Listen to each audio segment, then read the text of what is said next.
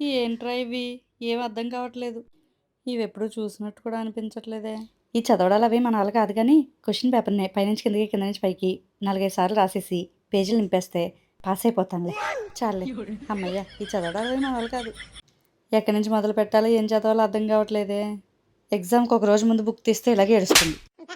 అసలు ఇదంతా నా సిలబస్సేనా? ఇవెక్కడో చూసినట్టు కూడా అనిపించట్లేదే. ఏంటి?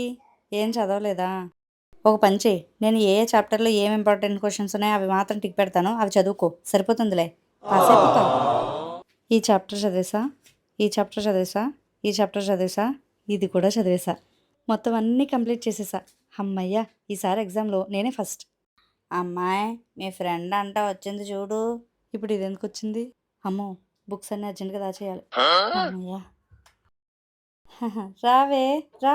ఏంటి ఇలా వచ్చావు? ఏం లేదే, నాకు చాప్టర్ అర్థం కాలేదు, ఎక్స్ప్లెయిన్ చేస్తావేమో అని.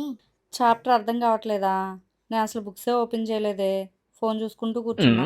ఇప్పుడే చదవాలి. నాకు చాలా టెన్షన్‌గా ఉంది. ఇంకా నేనే నీకు ఫోన్ చేద్దాం అనుకుంటున్నా. నువ్వేమన్నా చదివావా అని అడుగుదామని. అబద్ధం చెప్తే నమ్మేటట్టు ఉండాలిరా. నువ్వు చదవలేదా? అసలు చదవలేదే. సర్లే, నేను ప్రియా అని అడుగుతాను. సరే బాయ్.